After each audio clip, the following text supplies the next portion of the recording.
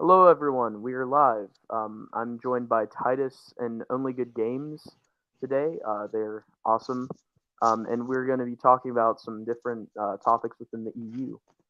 And one of the first things that, well, um, we're going to talk about like a bit of what we've been reading recently in the EU. And for Titus, it's been Dark Empire.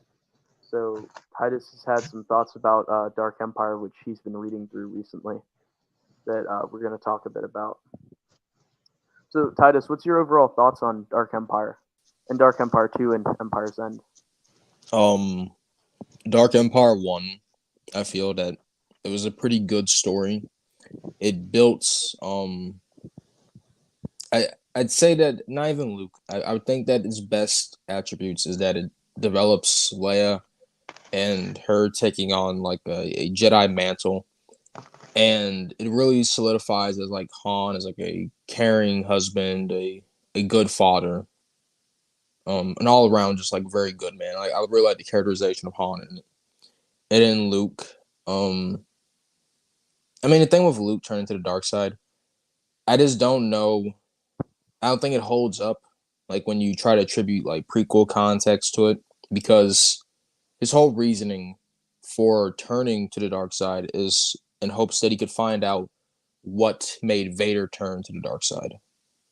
But from his point of view, it was just like the power of it, like the common Sith things that made him turn to it, not the nuance of that he wanted to save Padme, preventing the same fate that happened to Shmi. So I don't know. For what it works well enough, like when you try like isolate it from it, but when you try attributing a prequel context, it doesn't really hold up. That's just what I think for Dark Empire 1. It was solid though, very solid. What do you think of the art style in Dark Empire? Because some people criticize the art and the colors and stuff. I've always liked Cam Kennedy's style. Is it Cam Kennedy style?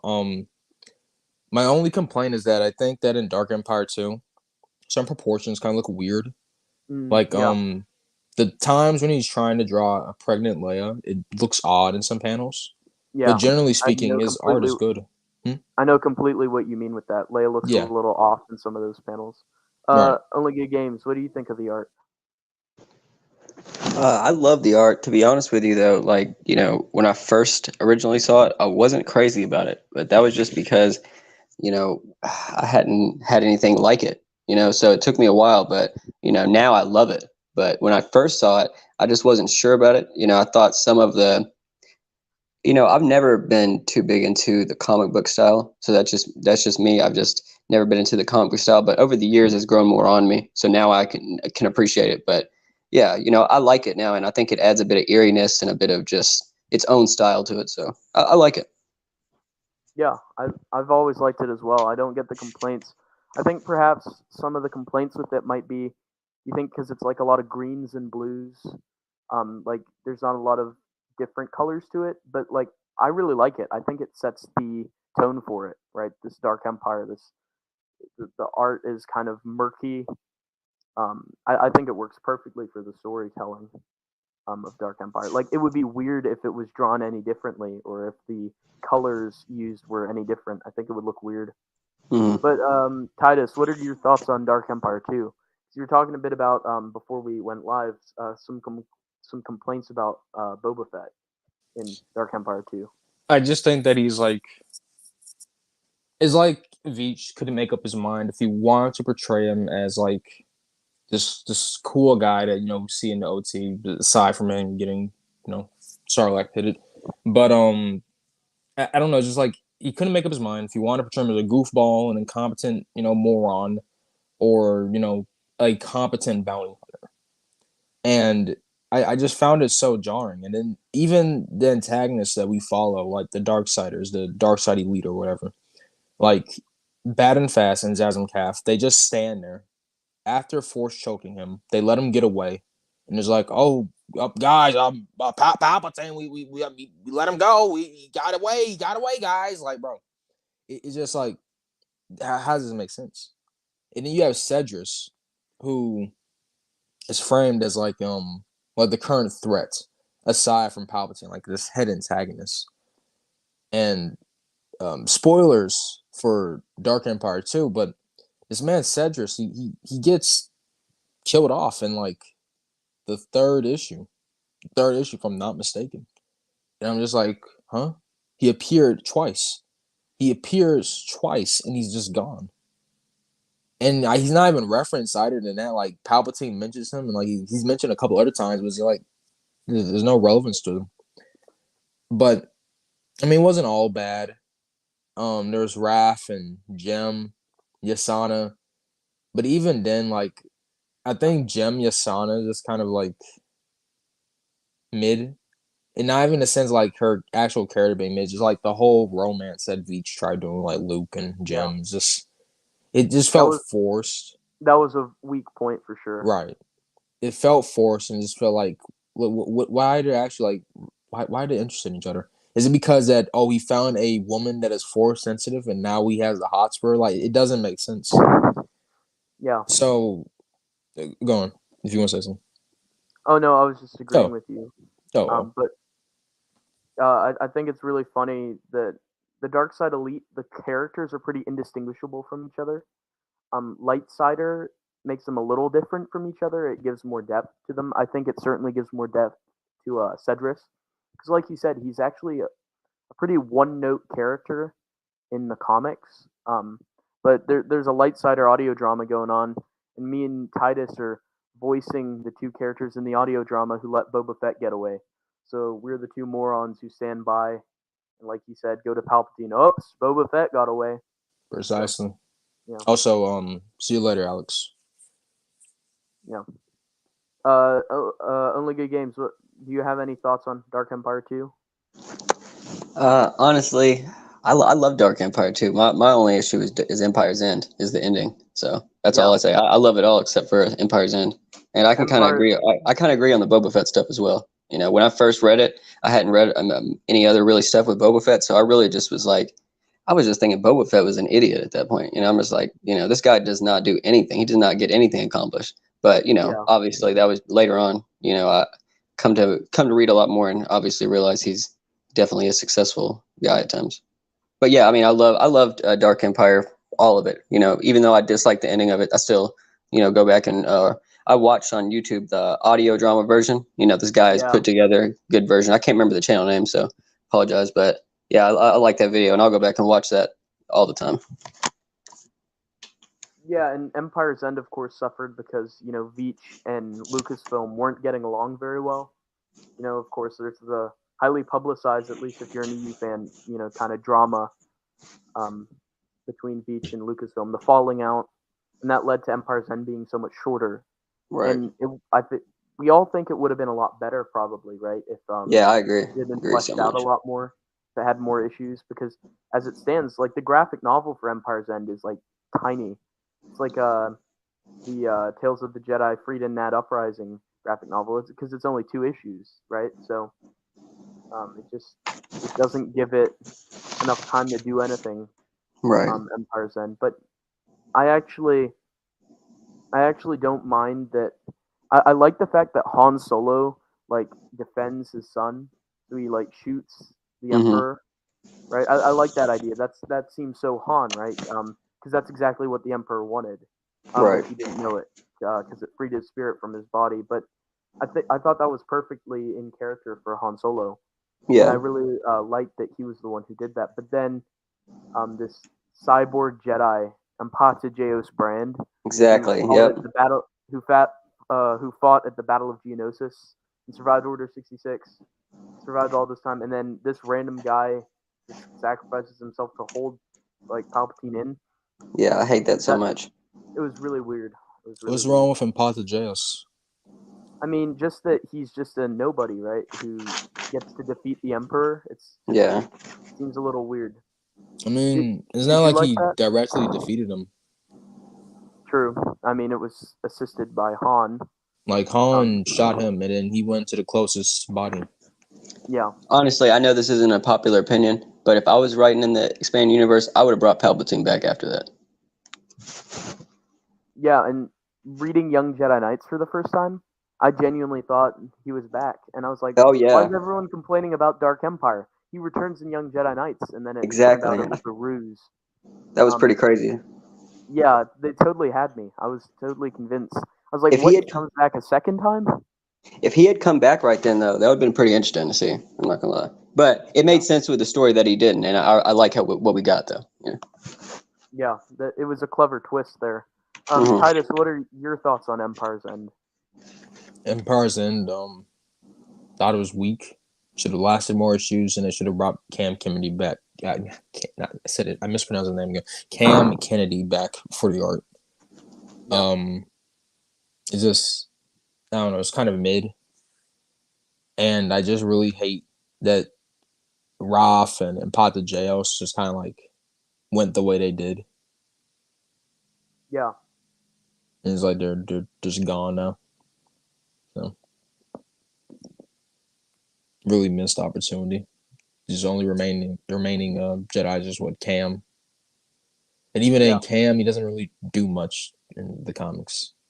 No, Lightsider gives him a lot more depth, Right. and then I'd say he does more in New Jedi Order too, and a, he's a side character there, but I think he does more there. But overall, Dark Empire, overall, like if you had to grade it out of 10, like the series as a whole, what would you guys say?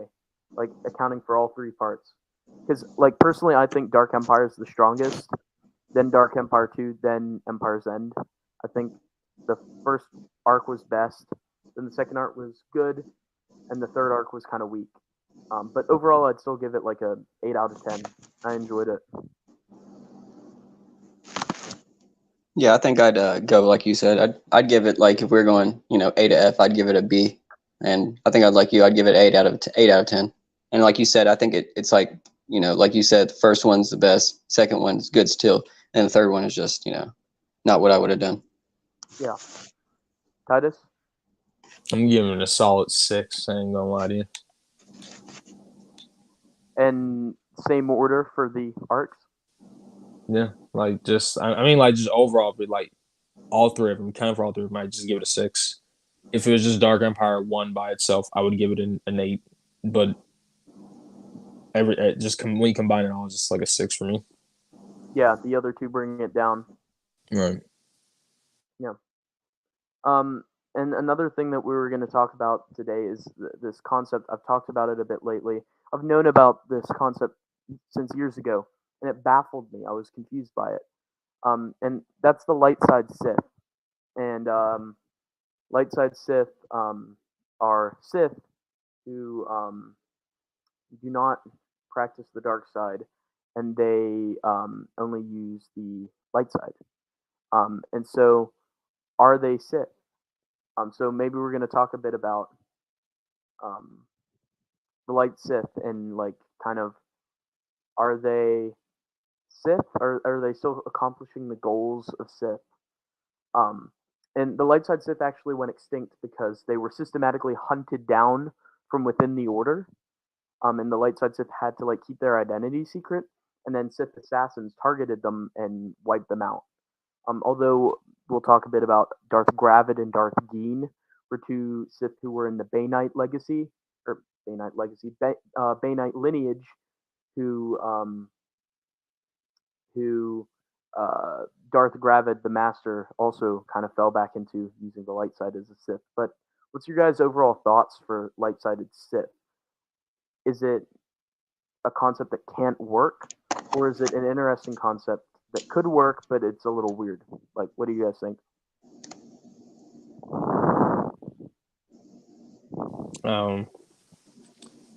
Personally, I don't really think that it makes much sense. Just like it's just because what was I saying? I'm brain leaking.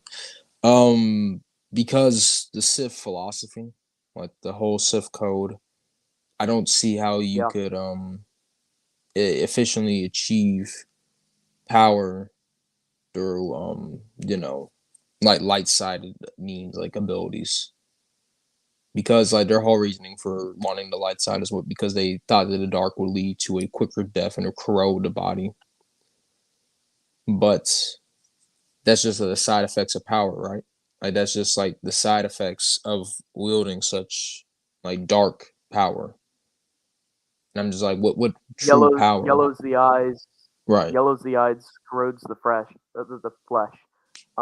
ruins the mind, makes them weaker.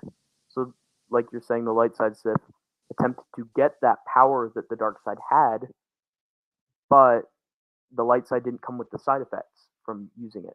So, like, they could still use like force push, force pull. Yeah, they could use like the universal abilities. Yeah. But like it's just the light sided ones, the more light sided ones, like would that I wouldn't. Healing's a bit murky because Palpatine has healing. Yeah, and that's typically a Jedi ability. Right. There's, I wouldn't say battle meditation. I know KOTOR attributes battle meditation to the light side, though Skier Khan from Bane Trilogy has battle meditation. Yeah. I don't know. I don't think it really screams me power, like just in a personal sense, because I know very limited about the light side Sith because I don't play SWTOR, but just like on a surface level, I don't think that light sided abilities radiate a air of power, and power is part of the Sith code, which ultimately will lead them, set them free. Right. Yeah. That's interesting. I was recently reading the Book of Sith, and there's a passage where Darth Malgus says that the dark side is more powerful than the light, and Mace Windu like has a note scribbled down in there where he's like, the dark side isn't more powerful than the light. There's powerful attributes to both of them. Is what he was saying, which is somewhat interesting. And I don't know if I agree with that. I think we've seen. What do you think, Only Good Games? Because I think that the dark side abilities are more powerful, like Force Choke, Force Lightning.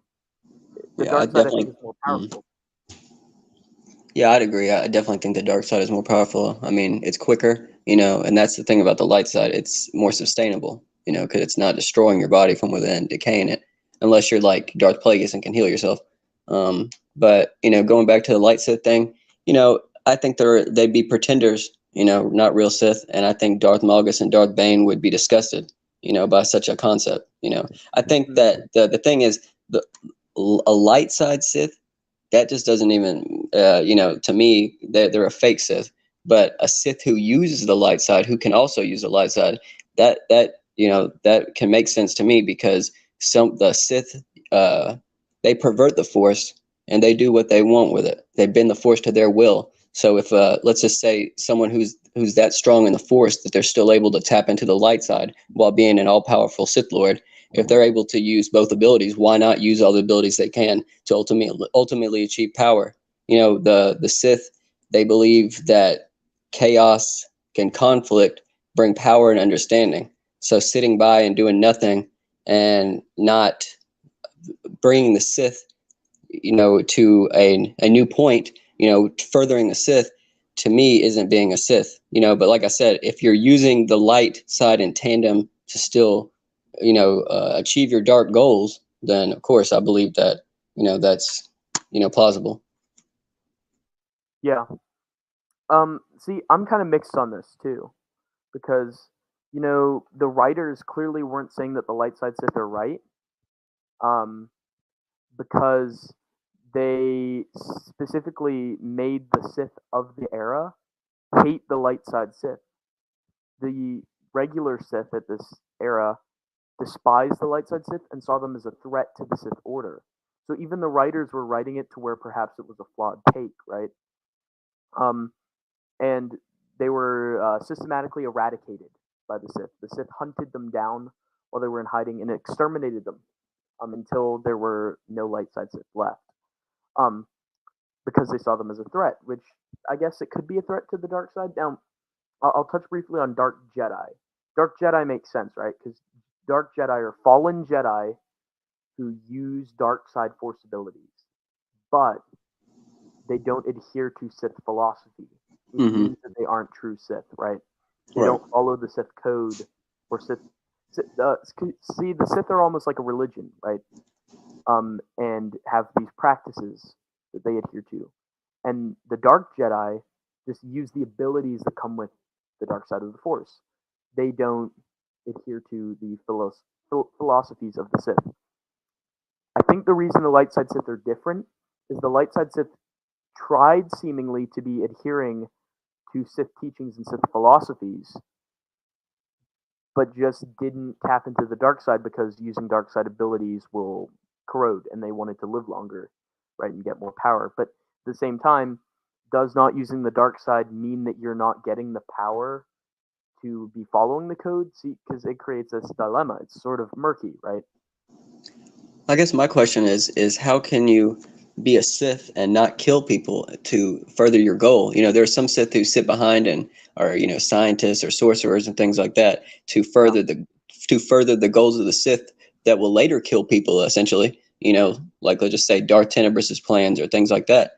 Yeah. But I feel like they're not real Sith. I don't know, but like I mean, like it's left up to interpretation. So you know, whatever you consider to be a real Sith is, you know, could fit that criteria. You know, but like I said, if it's it just doesn't jive well to me as being a real Sith. And like I said, you know, Darth Malgus and Darth Bane, you know, this would be just the antithesis of what they believe. You know.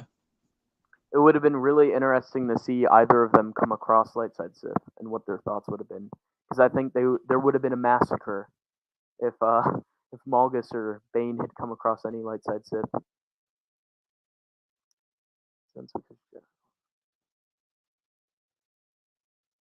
I mean, that's a possibility as well.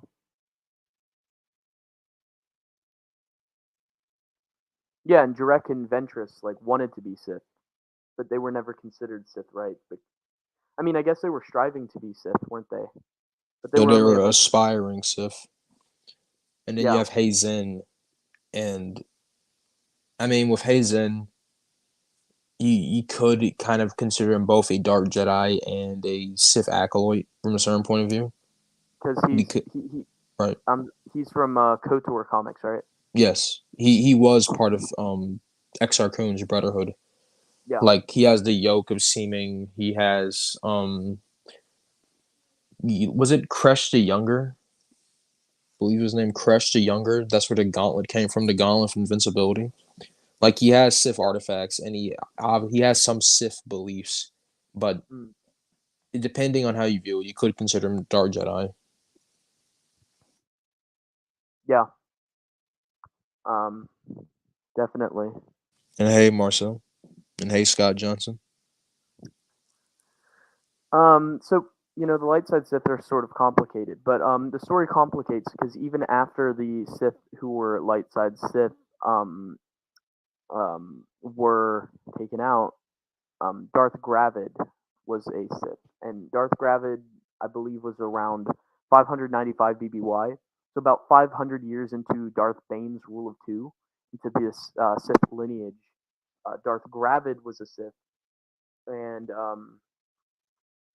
he believed that pure devotion to the dark side would curse the Sith of his era to the same fate as their predecessors, and he sought a new philosophy in which the Sith would follow the light side of the Force, strengthening themselves with compassion and love as their Jedi counterparts did.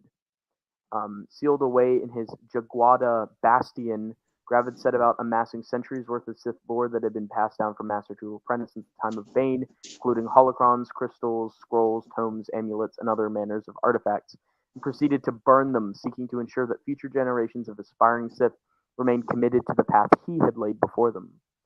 Unfortunately for Darth Gravid, his apprentice Darth Geen did not share her master's vision. Horrified by the destruction of the Sith treasures, she threw herself at her master, attacking Gravid with her bare hands. After a violent struggle, succeeded in killing him, bringing an abrupt end to his plans. Although many valuable artifacts and teachings were consigned to the flames, including the coveted technique of essence transfer, Geen did manage to preserve enough material with which to instruct her own apprentice, ensuring the continuation of Bane's original intentions. unfaltering allegiance to the dark side. So, um, Darth Gravid was almost detrimental to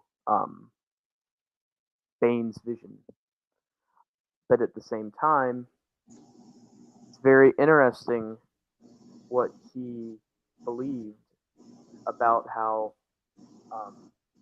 all the Sith before had failed to stay around. They'd been extinct. So he believed it was because of the dark side that the Sith constantly and consistently failed.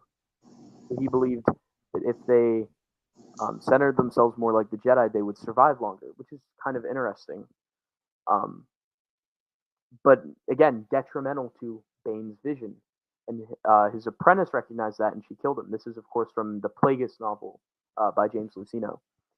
So it's quite interesting to me. This. Do you guys have any thoughts on Darth Geen and Darth Gravid? Because Darth Gravid could have potentially set the Sith back centuries, and he definitely set back Plagueis and Palpatine's plans, like losing the scrolls for essence transfer. Who knows how many artifacts and amulets were lost in those fires? So definitely set this. Definitely set the Sith back as Bane had intended, but at the same time, sort of interesting too, right?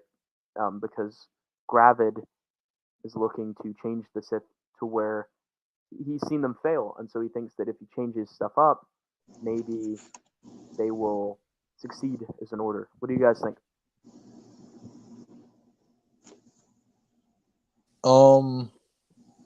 In the case of Gravid, like what I think on that the Sith repeatedly failed time and time again, but um, but he tried the light. Was that it? Yeah, pretty much. Well, that I think that inherently doesn't like jive with the whole concept of the Bainite lineage, because the reason that it exists, the rule of two, is because that it spawned from Bane, since he was a historian, like he studied all the Sith lore, and he gathered that like the Sith failed time and time again by having all these mass groups of people, and that's why the rule of two was formed. And I just don't see where down that line that Gravid could somehow come to a conclusion that there was failings, that the Bane lineage must have been doing well because it stayed hidden for 1,000 years. It was amassing resources, it was staying hidden. I don't see what failings he could have pointed out. They would have been doing. I would assume they would have been doing well. I So agree I just think completely. it's weird. Yeah.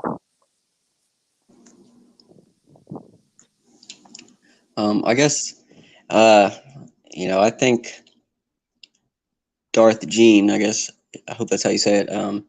I think she's viewed as a hero, of course, by Darth Plagueis, and I think it's just like, kind of like Tidus was saying. I don't understand where Gravid, however you say it, came to the conclusion that their plan wasn't working. So I don't understand why he would feel the need to do that. But yeah, I just think Darth Jean, I guess, did the right thing for the Sith, essentially.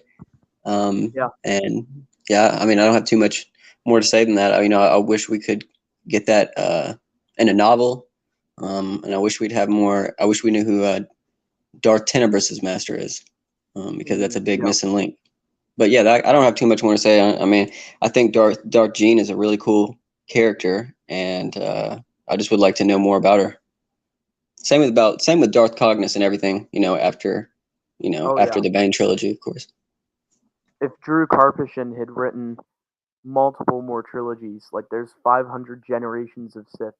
You know, I mean, they're not necessarily all doing um, novel-worthy stuff that their exploits can be written down. But I'm sure there's many stories that could be told. You have centuries of Sith lineage to play with, and like Darth Cognis and Darth Millennial, right? So interesting how um, uh, Cognis and Millennial's dynamic shifted, and how Millennial almost destroyed the Bainite Sith so soon in their history, and Cognus, of course, had to take a new apprentice. That's really interesting. So that could have been interesting to read about as well, and a novel about Gravid and Geen could have been really cool too, I think. Yeah, I would love to know because I don't, I can't remember all the time periods off the top of my head. So excuse me if I'm wrong here, but I don't know how long the time period is from Darth Gene to Darth Tenebris. But I would love to know if it's possible, which I doubt it is. If she's his master, or excuse me, if or no, not if she's his master, because we know that Darth Tenebris' master is a male Twi'lek, but his master's master is what I meant by that. Excuse me, I because think my I bad. Keep going. in answer to your question, it's around 595 BBY that Darth Gravid and Darth Geen had their fight, and Darth Gravid was killed. And Tenebris was active around 100 BBY, I believe. Yeah, my bad. Add back into Tenebris's master because that's what I meant to add to Tenebris's master as well. So Gene would. That's what I'm curious more is the gap between Gene and Tenebris's master, the unknown Sith Twi'lek that we always see it, just unnamed Sith Twi'lek or something like that. Depending on the species, I think there could be 2 to 4 generations between them. Because there's like 200 years or so. Hmm. So like that would depend on species, right? Because Plagueis is very long lived as a moon. Hello, Ethan. So yeah, I'd be interested in that era as well. That would be super interesting to explore further what went on between there. Like it could have been as little as 1 generation because we don't know the species of alien, obviously. Exactly. But I was thinking of this earlier today. Palpatine is so anti-alien, and it's weird because if you look at the Sith lineage, there's multiple aliens. There's at least 2 Twi'leks. There's a Bith, a moon, and that's all the aliens that we know of in the generations we know of. Like half of the Bay Knight Sith Mhm. lineage are aliens. So why was Palpatine so anti-alien and Yeah, I like know. Wasn't pro-humanist? Malgus? Kind of Didn't weird. Malgus? He wanted to bring more aliens into the Sith, if I remember correctly. Yeah, and his girlfriend was a Twi'lek. So Yeah. Then I'm not for sure. It's hard for me to remember. I forget a lot of stuff, but I think he was saying something like it's kind of holding them back, not getting more species into the Sith. Basically, like why not? yeah, so it's weird where that anti-alien comes from. I wonder if it was like politically motivated.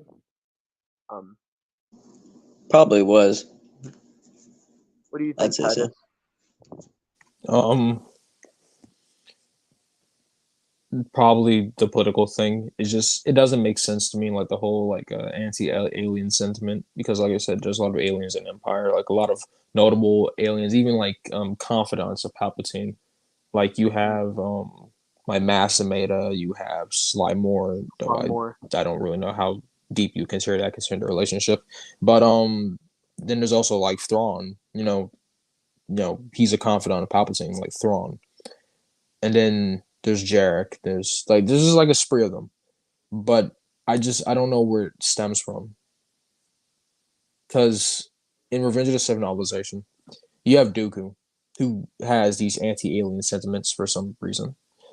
And Palpatine just like listened to the guy talk, and it's just like I still there may be some objective answer to it, but I don't know what Palpatine's even thinking of in that situation. I just know that he was like correcting him when he was trying to talk it down on Anakin being like half cyborg or whatnot. Maybe he just has so much disdain for Darth Plagueis. Probably. Who knows? Hey, Blue Pig. Nice to see you here. Yeah, it's very interesting because it doesn't make sense where that comes from, and like you've been saying, there's a ton of alien confidants that Palpatine has. And some people view Sly Moore as perhaps the mother of Palpatine's offspring, Triclops. Um, amazing name, of course. So I mean, lots of aliens in the Empire, lots of useful aliens in the Empire. So for him to be anti-alien is it's strange. Um, uh, I guess we can talk about more of what new EU we've been reading before we get to another topic that Titus has that's talking a bit about OP characters. and there's a specific character that he thinks is pretty OP. And so Titus has been reading Dark Empire, so we discussed that. I've been reading the Book of Sith, which is so incredible. The first time? The first time reading the Book of Sith, and it's so good. Reading it in full, because I've flipped through it before and read bits and pieces of it, but I'm actually like reading it cover to cover, and it's so good. I really like it. And what have you been reading? Only Good Games. Right now, I'm. Oh man, I read a lot of different stuff. Unfortunately, right now I'm just bouncing back and forth from a lot of different stuff. So at the moment, recently I've just listened to. I listened to a lot of stuff on audiobook as well. So I had re-listened to Deceived. I'd listened to that. That was one of the kind of first audiobooks I think I listened to, and I'd re-listened to it, and I love that one so much. So that's something I just recently finished that one and really enjoyed that one. I actually had a review I was going to do for Deceived, but I kept doing the video, and it kept turning out so long that I just wasn't happy with it. But yeah, I love that book, and I think that's a great one. So I've been reading that. So I'm reading some old Republic stuff back. I was also reading forget what it is. I'm actually reading Red Harvest. I don't know why the name is slipping my mind. I was listening to that on audiobook, and I'm actually enjoying that one. That one's pretty good. And I've also, so the other stuff I've been listening in the other areas, I'm reading New Jedi Order at the moment, Vector Prime. I will be that'll be my first review on the channel, actually. Very cool. It's a good one to review. Yeah, I'm excited to review that one. And another thing I've been reading Tales of the Jedi. I've been reading a lot of that. I just recently had got all the comics and stuff like that. So which Tales of the Jedi series are you reading? Are you reading it chronologically or release date wise? Chronologically, Golden Age. Nice. Golden Age of the Sith, and then Fall of the Sith Empire would be next. Mm-hmm. Those are fun, very fun. I reread those recently. And Red Harvest I really like Red Harvest. A lot of people hate on Red Harvest, but I think Red Harvest is a lot of fun. It's just I haven't gotten all the way through it, but so far, it's decent. I don't know. I'll have to see what happens throughout the book. To me, it's like switch your brain off and just have some fun. In the opening, there's a bit where and it's dark too, not just with zombies. There's a bit in the opening where Darth Scabrous, that's his name, right? Darth Scabrous cuts off the head of a bounty hunter, this bounty hunter duo that's failed him, and then he makes the partner eat the other bounty hunter's head. It's just it was mind blowing. I read that, I was like, geez, this guy means business, right? Yeah, and I think that book is really good. I don't get why there's hate for it. So I'll be interested to hear your thoughts by the end. Have you gotten to a bit where, this was the other bit that stuck out to me. You got to the bit where one of the Sith decapitates one of the zombies. And I haven't got there. Yeah, okay. I won't spoil how that goes. You'll laugh out loud when you hear. Yeah, I knew going in that Red Harvest was an unpopular one. So I'm always, when I get to a book that I know is an unpopular one, I'm always curious to see. Yeah, I love Red Harvest.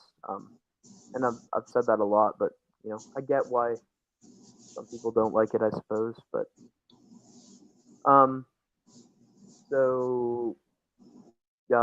yeah, you've been reading a lot of stuff, a lot of different eras, because you just finished Young Jedi Knights too, right? Not too long ago. Yep, I had finished that. I'm trying to remember. I feel like I had read something else. My memory is horrible, but yeah, I've been reading a lot of short stories as well. I've been finding a lot of short stories, so that's something I've been really into, is finding just a lot of good short stories I missed. So that's pretty much what I've been up to. The Galaxies magazine one you found is one of my personal favorites. Oh yeah, I love that one. I'm gonna recommend another one from Galaxies magazine. I'm not sure if you've read it. It's called Dark Vendetta. I don't know. I might have. It sounds really familiar, but I'll have to look that up after we get off the video. It's about the Sith Inquisitor Tremaine, and it's about him trying to track down and kill Jedi during the Jedi Purge. Interesting. I'll definitely check that out. It's a pretty fun story. Since you like Sith, you'd probably be a fan of it. Mm. But Tidus, talk about what one of the topics you want to talk about a bit today regarding X2. Oh, This is pretty interesting. I don't know. It's just like I was doing research because my one friend had suggested me like Dasan versus X2, whatever. So I was looking into X2 stuff again, and I came to the realization that like everyone's talking about like Ahsoka and Galen Merrick just being like overpowered and just being at places at like inappropriate times. But I would say that this man X2, like he's done it all, and there's no rationale. There's no good rationale for how he does it. Like I firmly believe that if Battlefront 3 had come out and he was more of a more known character at that point, people would complain about him more than they complain about Galen Merrick. Because yes, Galen, he has like impressive things like the Star Destroyer thing. Like this thing, he looks flashy. His stuff looks flashy and awe, like just all filled with awe. But you have X2, who just from a narrative standpoint, like the stuff that he does, it is much more impactful and bigger in comparison to what Galen does. Like for starters, this man X2 is just a basic clone trooper. Takes on he defeats Magna Guards and like it's not with like blasters or anything, like just like weapon, like melee weaponry. He just like takes them out. Yeah. And Magna Guards, like despite how they're depicted as cannon fodder in like some sources, they are incredibly powerful and they can contend with Jedi. So then you have him, he fights Grievous. Now here's the thing. Take this with a grain of salt. In the DS version of Elite Squadron, X2 takes out Grievous single-handedly by himself. And Grievous retreats and says, "Oh, I thought you should have been dead in seconds." And then you have the PSP version, which kind of makes it worse because Mace Windu is fighting Grievous, right? And Mace Windu says that X2, I need your help. Like he's saying that he needs his help to defeat Grievous. So either way, take it as you will. And then moving on, Master Ferota. He takes out Master Ferota by himself. And it's Jedi Master. He's just a clone. Then he gets hit by a blaster bolt and slashed by a lightsaber.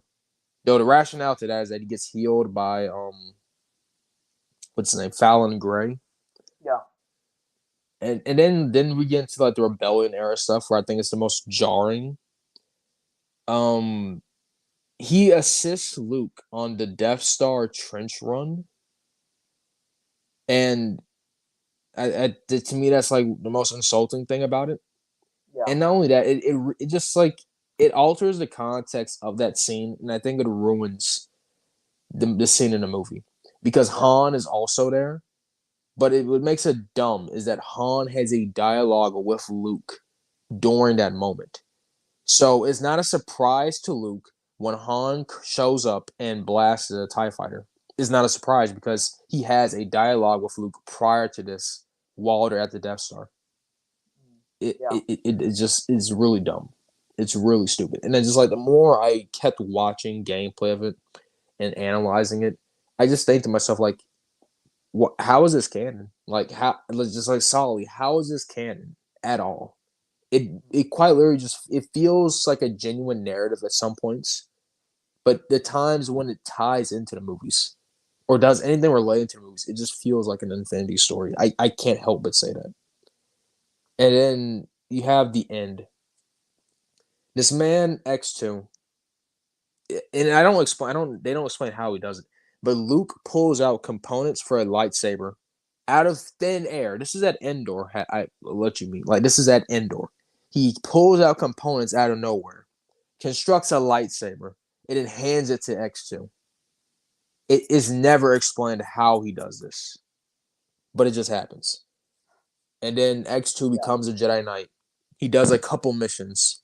And then we have the final mission of the game where X1, his brother, who's a Sith Lord, He somehow captures Luke. It's never elaborated on how he captures Luke. And X2 saves Luke. You know, this is like what months after Return of the Jedi. It's not that long after. He saves Luke. He beats X1. And then upon returning to like a rebel ship or whatever, Luke's just like, all right, bro. I'm just so impressed by you. Like, you just did so dang well, bro. Let me just make you a Jedi Master. It's like he does 6 missions and saves Luke. And he's already Jedi Masters here. Yeah. And it even hurts like the fact that this guy, if we go chronologically, that means that he is a recruit to Luke's Jedi Order before Cam Solusar. And I was talking about this with Ken last night because I've said before, I'm not a post Jedi guy. I don't really know everything about it. And correct me if I'm wrong, is Cam Solusar not one of Luke's first apprentices that helps him rebuild the Order? Yeah. He's Exactly. one of the first apprentices. He's before Jedi Academy. Right. That's what I'm saying. And Yeah. when you have this character X2, who is days or months after, I think it would be funnier if it was days after Return of the Jedi, and he does this, and he becomes this Jedi Master, I think it ruins Cam's narrative purpose.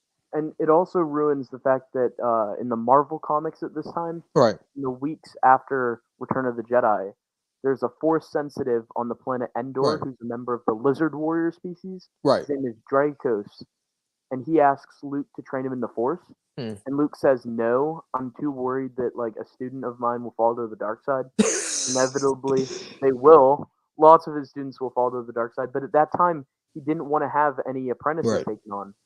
So then if you think about that, he's promoted X2 to being a Jedi Master. Like, Luke, it's silly. Luke, what's your stance on this? You know? They just had to shoehorn him. It's like being Luke's part of his order. Just I don't know. I just think that as a character, he's dumber and like he does things that are more overpowered than Galen. It's just I wish people more knew about him so they could have something else to complain about than Star Killer. He brought down the Star Destroyer, gosh, he brought down the Star Destroyer. The book makes the Star Destroyer scene a lot better.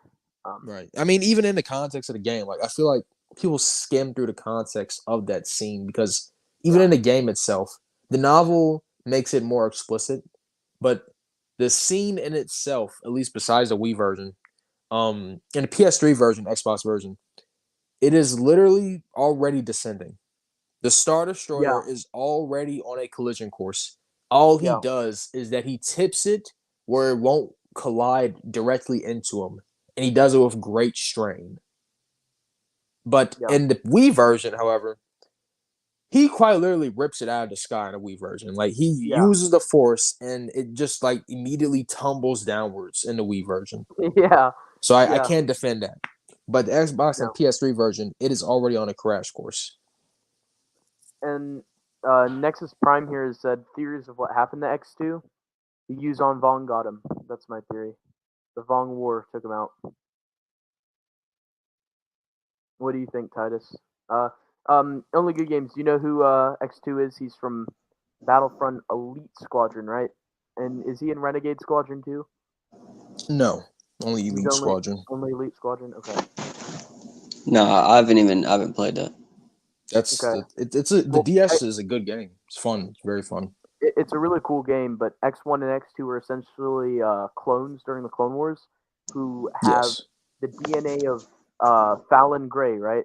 Injected into their DNA as they're being cloned. So it essentially creates Force-sensitive Jedi clone troopers. And then they go on to survive Order 66, go all the way up to the new Jedi Order. And one clone, X1, goes bad. He turns to the dark side, and he actually, this is quite interesting. He after the clone of Emperor Palpatine dies in Empire's End, that's when X1, he fell to the dark side and became like an Inquisitor almost. X1, not Empire's End. Is it after Empire's End, or is it before? The game happens days, months. At least the post Jedi stuff is only days or months after Return of Jedi. So it's not years. Okay, so after he thinks Emperor Palpatine's dead, right? He tries to take control of the Empire.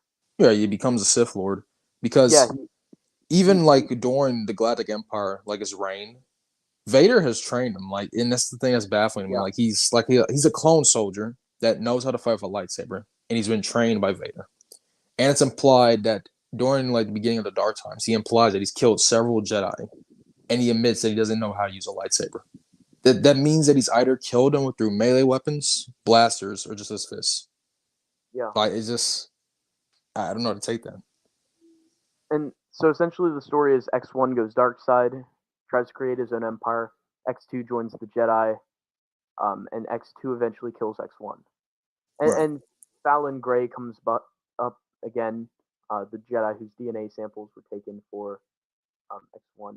And Order 66 is very interesting because since they're clones, right, they're instructed to carry out Order 66, but at the same time they have the unique position of being Jedi. So it's sort of an interesting story, but a little weird. But I do think the Vong War probably got X2. I think he you got concur? took out before then. You think he got taken out before the Vong War? Like, I think just like logically, for it to fit in, I think we have to get took out before like Jedi Academy trilogy. Because like if this man is such a big, actually let me not say that, but if he is so gifted, this man is just such a great guy. He's already Kyle Katarn level basically. Like this man, he just should have like just put an end to XR Kun. Like should have just sneezed and blew XR Kun away. Like I just don't even know, man. Like I don't see, because then you have the reason Kyle left, because two Jedi fell to the dark side. It's like, bro, Kyle, what you fear of, bro? You got X2. He's gonna carry the order. He's got it all on his back. Like just, I don't know, man. I do not know. Matt, if you're still here, I sent you an invite if you want to join us. That is true, Matt. That is true. Brennan is the flashy Galen Merrick. And Slav, he is more shoehorned than Ahsoka. And Kukruk, if you count him as shoehorned. Kukruk isn't shoehorned. He's cool. He fits in everywhere he is, I think. I mean, I forgot the guy's name, but there's like a guy on YouTube. I think he's been on stream with Matt before. And he had made a whole video about how that Kukruk was somehow shoehorned because he survived like all the way into the Legacy era. Though I think it's a bit dumb, because what separates him from like a character like X2 is because Kukruk has no involvement with the rebellion. He is watching over younglings on, what was it? It wasn't Arcania. It was some planet that sounded like it. But he was just essentially just watching over younglings, and then at some point, unspecified, I guess he met up with Luke's order. But it's not like he had any direct contact with the rebellion. I think it would be the opposite of shoehorn. I just think he's just long lived. That's about it. I mean, when you have a long-lived species, it's, I think, harder to fit them into an era. I don't think he's shoehorned. I think they did well with the writing. You don't like Ferris Olin? I like Ferris Olin. He's somewhat in Rebel Force, at least. Ferris Olin in Rebel Force, not Last of the Jedi. Ferris Olin's good in Last of the Jedi, in my opinion, but I don't like him as much in Rebel Force. But I do like the idea that Obi-Wan sent another Jedi to watch over Leia. Because it does seem like a bit of favoritism, right? That he's like, I'm going to watch over Luke on Tatooine, and then I'm just going to trust that Bail Organa is good enough to keep Leia safe. So I do like the aspect that Ferris Olin watches over Leia from afar. I think that's cool. But And Fatal Alliance is indeed another forgotten game, Brianna Saren. And in some ways, that kind of complicates the Danusa mission where Kyle steals the plans. But I'll say that for another day. Hello there. Fatal Alliance or Lethal Alliance? Lethal Alliance. Fatal Alliance is the SWTOR novel. Yeah. Lethal Alliance. It's a game that depicts a Twi'lek helping to steal the Death Star plans. Nexus Prime says, I think the Mustafar mission happens after Dark Empire because Luke mentions Vader's castle and bad memories from that place in previous missions. Yeah, well, that could be the reason why. I guess with the time it's like how what's his name? How X1 got rich so quickly. Also, how you doing, Lopsided? Or Jason Solo, however you want to be addressed. I think it kind of like ties in like how rich he got. X1 could have just easily like pilfered those resources from what's the name? Dark Empire or Operation Shine. He just stole resources because Jarek, for point of reference, that man was like the richest Imperial I think that we got because while that whole Operation Shadowhand was happening, he was with the Pentastar alignment, and Jarek was amassing money and resources, and like his whole it's not like his Superstar Destroyer. What was it called? It was called Vengeance, and like he was just amassing all this money so that he could become the Emperor himself. Because Jarek, he wanted Galactic Control too. So this man literally has like billions of credits. Yeah. And he's just like, all right, I'm gonna start my empire. And maybe X1 did the same thing, like just wait for the Operation Shadowhand to die down and just got rich. Yeah. Lopsided, Jason Solo, how are you, and what EU have you been reading recently?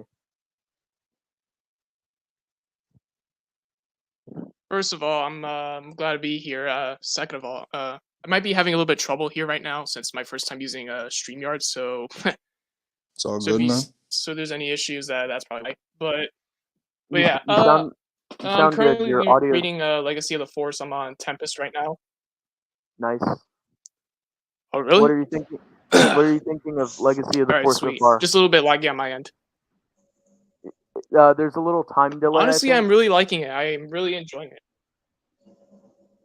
Mm-hmm. That's great. I think I'm really enjoying it. Bloodlines. I finished Bloodlines like last week. Oh, very nice. What did you think of Bloodlines? Yeah, my bad. No worries. I really enjoyed it. Seeing Boba Fett, like, oh my god, like all the pages, seeing like, I don't know how much of a character he is, how much we're seeing him, like, I don't know, like his inner thoughts, I'd like to call it. It's like beautiful, beautiful. Like to see like a mysterious, character that was, shown in Empire Strikes Back to, be revealed and still have that aura of like mysteriousness. It's perfect. Karen Traviss was like the perfect choice for that, to write that book. Definitely. Have you read Boba Fett: A Practical Man yet? That's a novella by Karen Traviss about Boba Fett during the Yuuzhan Vong War. I'm very interested in buying it. I didn't even know that was a book or part of NJO yet, but I'm very interested in buying it soon enough. Probably I'm actually gonna buy it next time when I order stuff. Yeah, that's pretty good too. I think Karen Traviss definitely writes Boba Fett well in Legacy of the Force. So you're on book 3 then. I'm actually interested. What is it, like Clone Commander books? Yeah, Tempest. Yeah. Have you started Tempest yet? About 40 pages into it. It's like where Han and Leia are in like a Corellian ship talking about like how they're gonna go to Hapens to talk to the Queen. I'm kind of that part. Nice. Bit of a slow reader, but I'm getting through there. Yeah. And have you read New Jedi Order before getting to Legacy of the Force? Here's the thing. So kind of when I started with the EU, I started with the Thrawn trilogy because that's what I bought in Barnes and Nobles, right? So then after that, like I saw how many like Bane era novels there are. I was like, yeah, I'm just gonna go straight to NJO and just hope for the best that I understand everything. And I somewhat do. I got introduced to Kron Horn, all those characters, right? I think I was able to understand it well, but probably like missed other references to other trilogies and stuff. But from Thrawn trilogy, and then I actually read a Jedi Academy trilogy, which I actually enjoyed a lot. And yeah, just went from there. I think I understood everything clearly from there, and absolutely love NJO to death. Yeah, NJO is great. And glad you were able to understand the context behind it. Even without reading some of the Bantam stuff. So the Bantam stuff does add depth, but New Jedi Order on its own, it could still probably be read, and good you were able to connect with characters like Corran there. Corran Horn really shines in the early New Jedi Order books. Only Good Games read Legacy of the Force and Fate of the Jedi. Oh, definitely. Before he read New Jedi Order, so he's going back to read New Jedi Order now. He's I think you've just read Vector Prime, is that correct? Yeah, I'd started Vector Prime, but I'd ended up, reading like 1,000 other things. So Yeah, I've read Legacy of the Force and Fate of the Jedi. Like, that was probably like 2 or 3 years ago. So I finally went back through the EU, and now I'm finally back at the timeline at New Jedi Order. So finally able to do it. I've been wanting to get there for so long, but it's taken me a good minute to get there. All right. Yeah. The tides in the bushes till everything is clear again. That he does. And yeah, you can download the story off of the internet. If you want to read Boba Fett, A Practical Man, which is I'd very appreciate that, Slav. Yeah. So Legacy of the Force you've been reading. Tidus has been reading Dark Empire. I've been reading Book of Sith. Only Good Games is on New Jedi Order. Is there anything that you guys have on your schedule to read next? Like, obviously for Lopsided, there'll probably be the rest of Legacy of the Force, right? But anything that you guys are gonna be reading next, beyond what you're reading now? I'm trying to think. I mean, on my page, I'm about to do like these I'm soon gonna have game reviews and all this different stuff, but I'm soon gonna have these short story little videos. I did one about the Emperor's Trophy. So I'm trying to do I'm probably gonna do it more in like chronological order. So I'm on New Jedi Order, so I'm probably gonna stay within that era. But I was working on Imprint. If anybody knows what that is, it's a short story about Vistara, and I'm working on that, so I might have that up real soon. That's kind of an obscure one, so I'm just trying to work on any ones that aren't like up, that don't have one, like kind of up to see. That makes sense. Like an audio, yeah, audio drama? Stuff that's not an audio. Yeah. And the revanchist Marcel Ryan on YouTube, he's reading short stories in the EU in complete chronological order. It's gonna take him years. He's on SWOTOR short stories now, but it's gonna take him a while. But he's slowly gonna be reading through all of the EU. Yeah, he's great. Yeah. So you're looking for more short stories in the Legacy of the Force, New Jedi Order era. So maybe stuff like The Apprentice or Hunting the Hunters, or some of those short stories there. Lopsided, Tidus, what stuff do you guys have coming up to read other than Legacy of the Force, the completion of that series? I'll let Lopsided go first. Oh, not Lopsided. I'm tripping. Only Good Games. My bad. I forgot. I wasn't even listening to the question. I apologize, guys. I kind of tuned out. Fate of the Jedi. Yeah. Fate of the Jedi is a good choice. Have you read Legacy yet, Lopsided?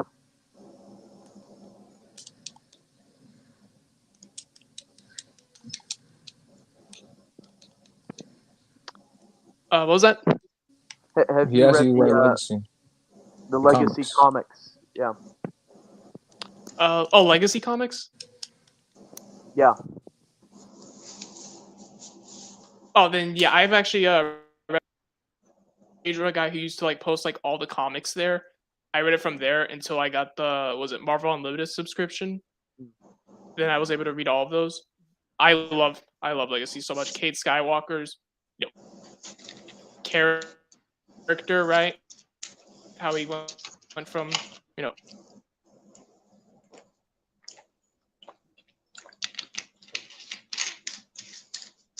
Oh, you cut out a little bit. But yeah, I totally agree. Cade Skywalker's a great character. And I love Legacy too. It's fantastic.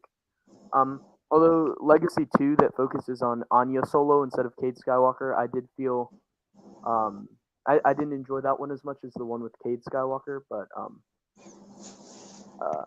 Tidus, what do you have coming up to read beyond Dark Empire?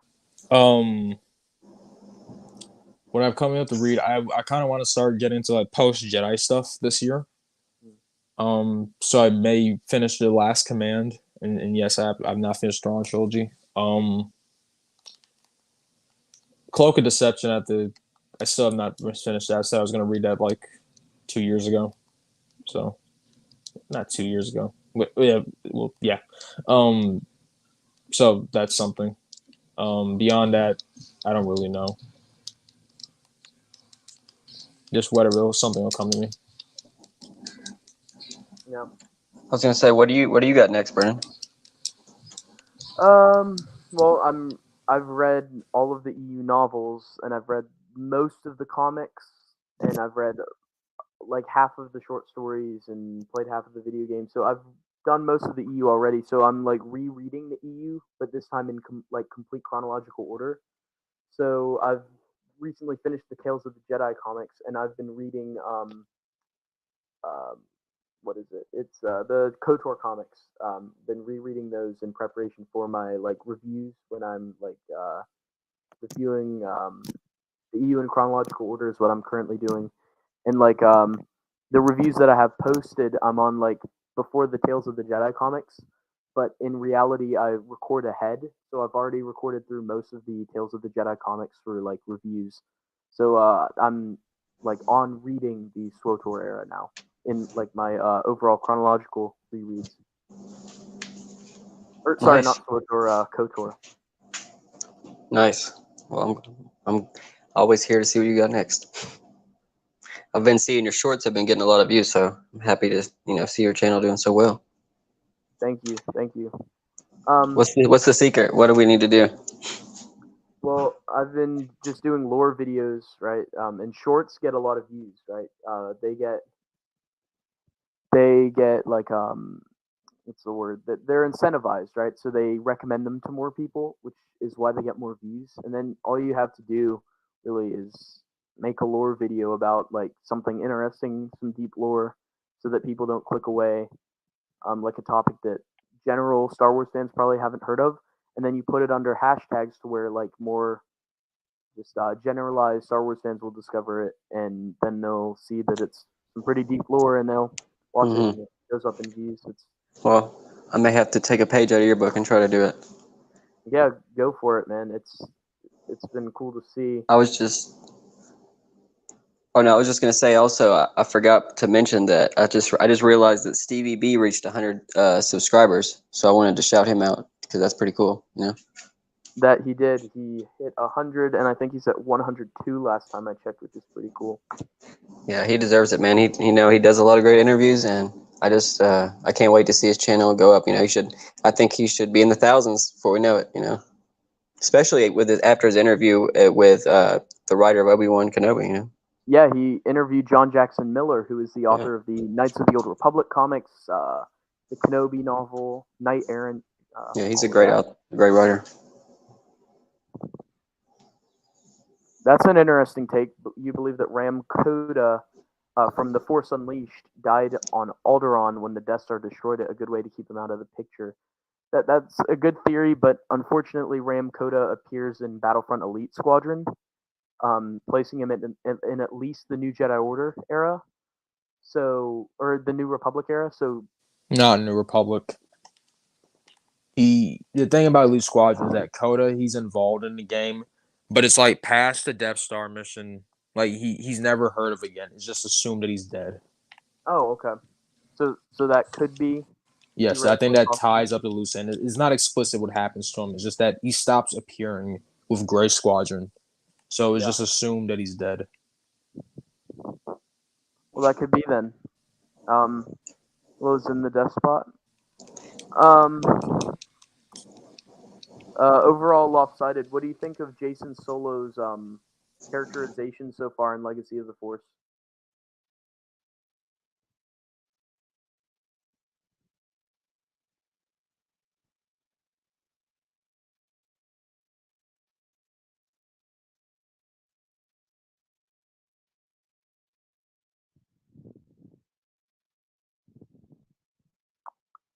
Lopsided. Can you hear me? Yeah, sorry about that. Oh. I think some of the stuff for me is lagging over on my side. Okay. So apologies for that. No worries. Yeah, it's my first time doing this, so it might take a little bit while for for the lag to go away and stuff like that.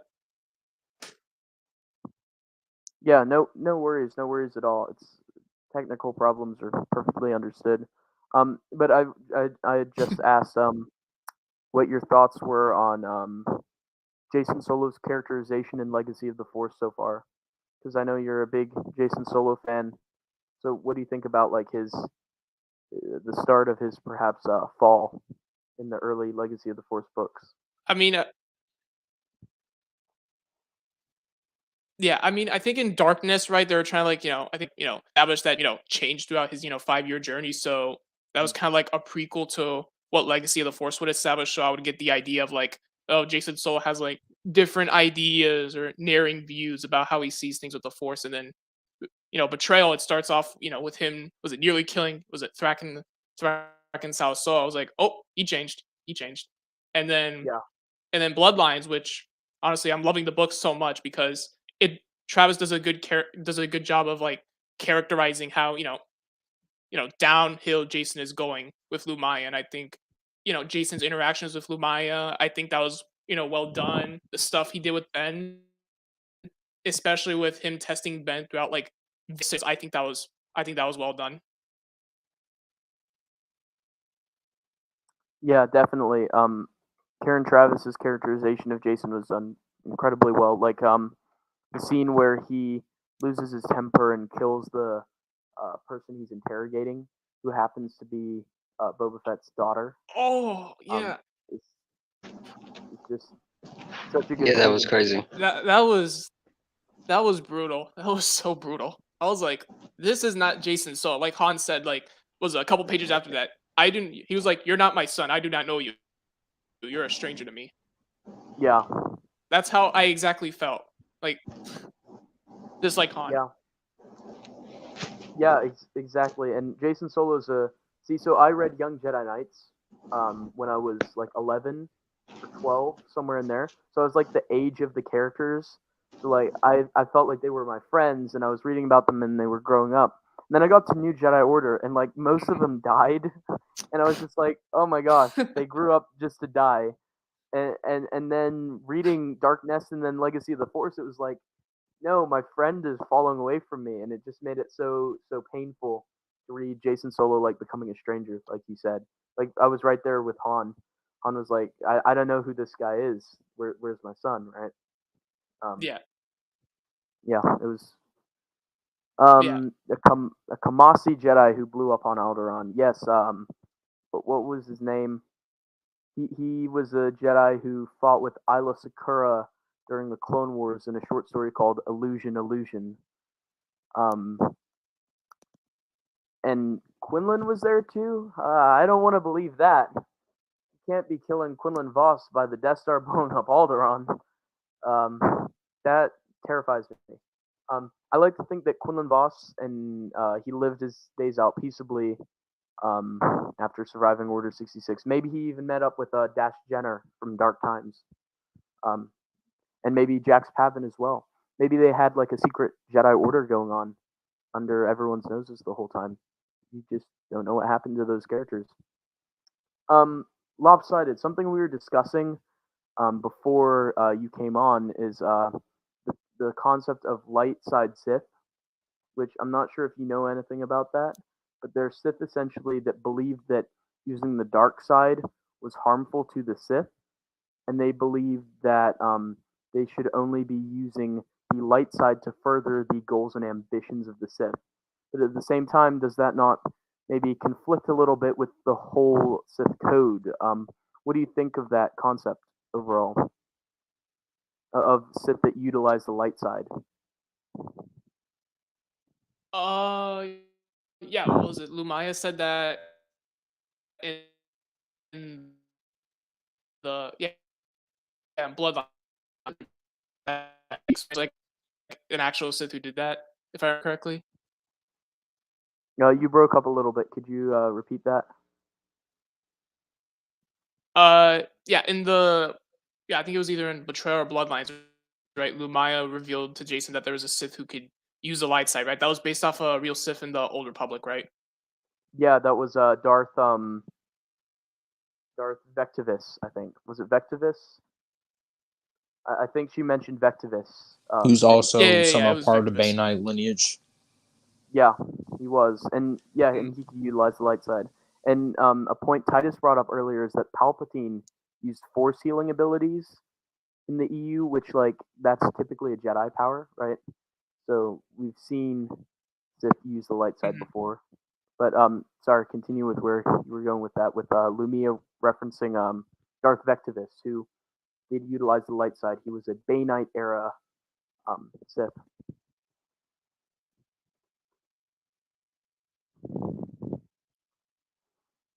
And so Lumaya in Bloodlines and Betrayal referenced the Sith Uh, to Jason.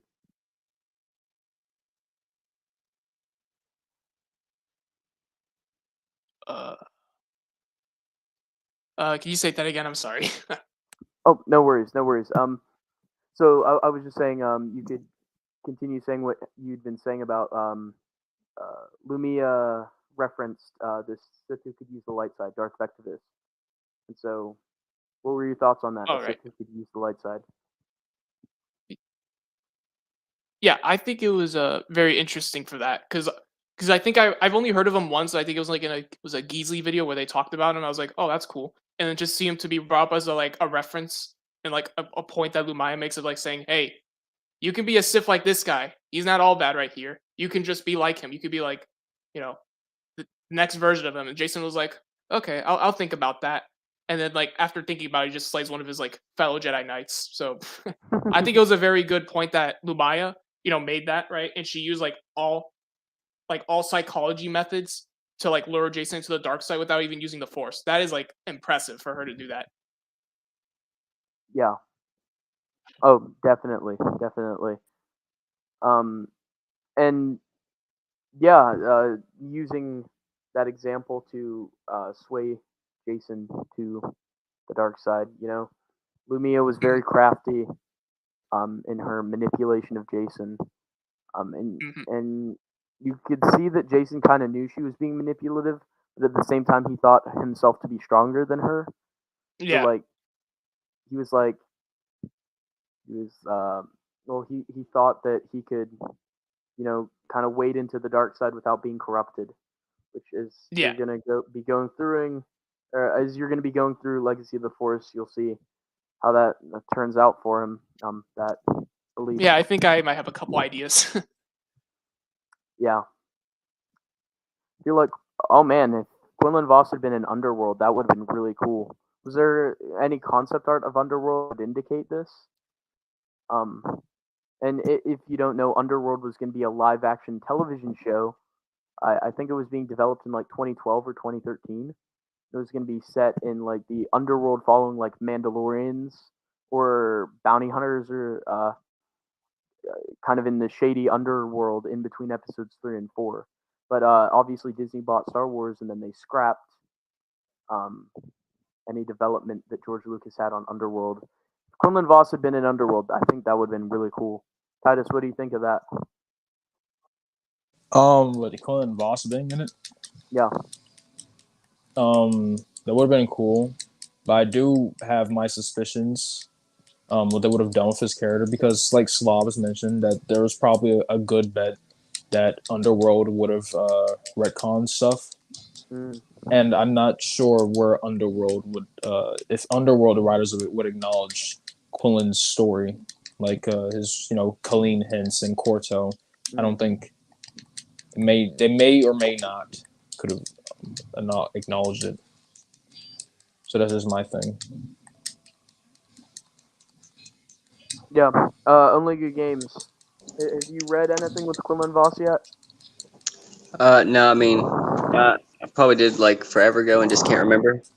But because my memory is horrible. But no, I unfortunately haven't. I know you've recommended me a lot of stuff, so I will definitely be able to give you my thoughts on that later, though. But I know you're such a big fan of it, and I'm excited to find out what you love about him.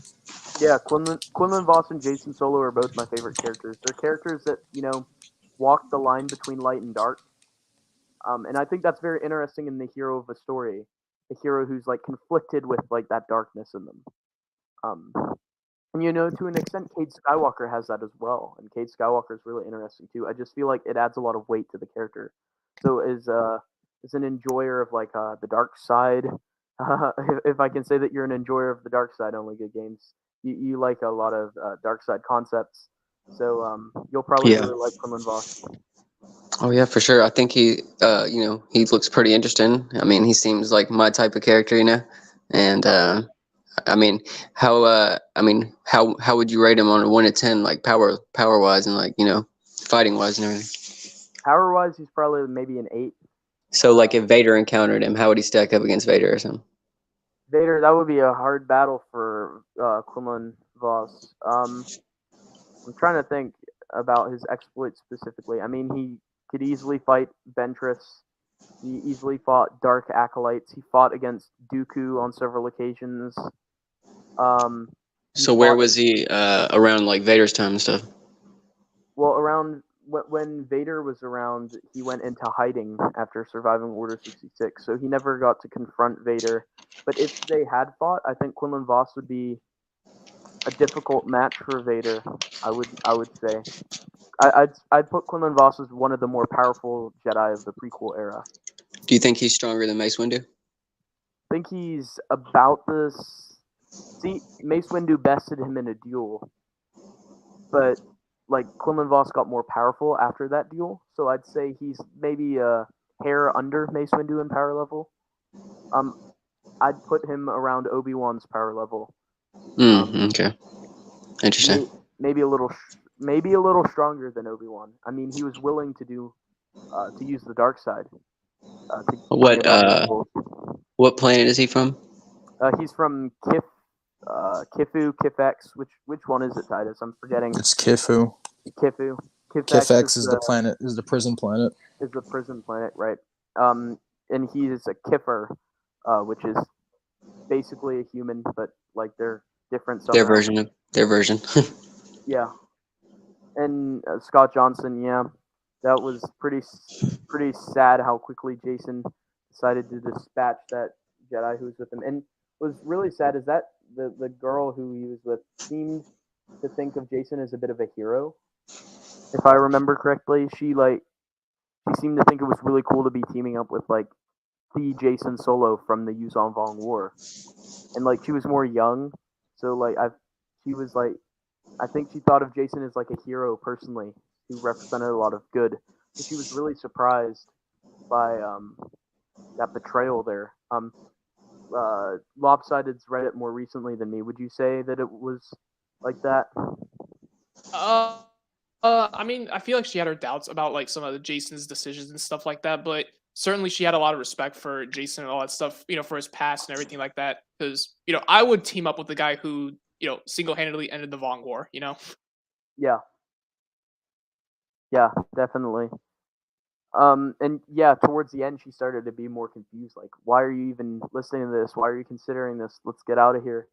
Kind of. Okay, Underworld was supposed to be earlier than I remember it. Yeah, and George Lucas told them to keep Quinlan Voss alive because Quinlan Voss was originally slated to die in Revenge of the Sith. And then when they didn't include him in that, he was slated to die in the Republic comics. And then George Lucas told them to keep him alive. So maybe he did have plans for him to be in Underworld. But is there anything else in the EU you guys wanted to talk about? No, I just appreciate you having me on, and I'm just hope everybody's having a great weekend.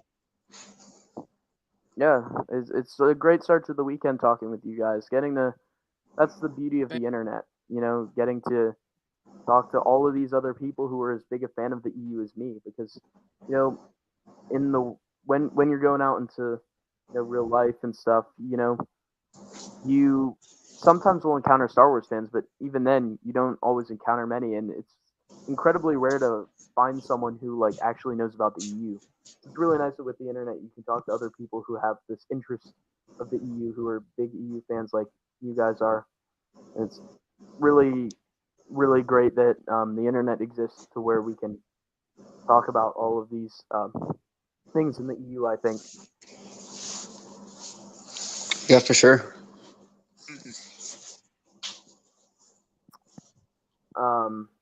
Titus, did you have anything else to say?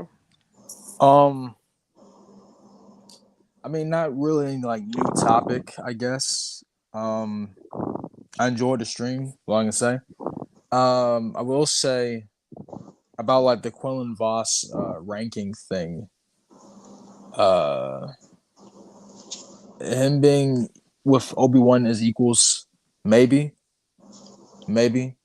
I think as a duelist, he is quite high ranking, considering that he did beat Sora Bulk, and Sora Bulk is what is the word? A peer, I guess, like a peer of Mace Windu. It's just that Sora Bulk, although he does know like all 7 lightsaber forms, and he's like highly regarded in skill, just like he is very prone to anger. So he's very much like a berserker, like when he fights. And Quinlan kind of used that against him. Yeah. Like his own rage, like against him. So I'm not sure. Interesting. He's definitely he's a Jedi Master. Like he's obviously Jedi Master tier. Just that I don't know exactly where he'd rank. Maybe somewhere like you said, close to Obi-Wan. But I don't think he's like a hair under Mace Windu. Because Obi-Wan himself, it's a bit murky with that because in Revenge of the Sith novelization, Mace Windu, in his own words, he considers Obi-Wan to be his equal. But I don't know if he's talking in a combative sense. Because Dooku is regarded as Windu's rival. Because, Dooku, he was a lightsaber instructor, I believe, before Sindralig. And when he left, Sindralig took his place. And, like, Dooku's, like, he's ragdolled Obi-Wan, like, in nearly all their confrontations. At least in Revenge of the Sith, like, he was just, like, he just disposed of him easily. Yeah. So I don't know. Maybe Mace Windu is just saying that, like, not in a combative sense, but just like as like a Jedi, that he deemed Obi-Wan as equal. So I don't know. There's a topic for another day. Yeah, and if you've not checked Tidus out already, he's gonna be doing versus battles on his YouTube channel. So if you want to know power levels, ask Tidus. He's really an authority on that. He's been assembling a vast amount of material that he's been researching for his videos. So definitely go check him out. Slav. I am indeed mid. I'm indeed mid. Also Slav. I mean, he's not wrong. He's not wrong. He's spitting facts. Yeah. And check out Only Good Games as well on YouTube. Indeed. He has a great channel where he talks about the EU. And follow Jason Solo. Yeah, on Instagram. Lopsided. Some top tier memes. Jason Thank Solo. you. Yeah, he always gets me to laugh every time I see I see the memes. Yeah, I've never not laughed at anything on your page. Thank you. I appreciate that a lot. Yeah, so definitely go check him out there as well. Yeah, maybe Slav is mid. No. It takes one to know one, right? Slav ain't mid. He's a real one. Maybe so. So I think that about wraps it up for today. We talked about a wide variety of things. Thanks to Only Good Games, Tidus, and Lopsided all for joining me. Mm-hmm. You guys are all great. Of course. Always great to hear you guys' opinions. You guys are really intelligent about the EU, so it's great to get a chance to talk with you guys. Mm-hmm. And you guys are always welcome back. Thank you. So, thank you. Of course. Mm-hmm. And thanks to everyone who stuck around in the comments. I saw Scott Johnson there a lot. Slav Zim, the Despot. Nexus Prime was there. Matt stopped in briefly. And Alex, Marcel. So thank you to everyone who watched. And thanks to these awesome guys for coming on and talking with me. So we'll see you guys later.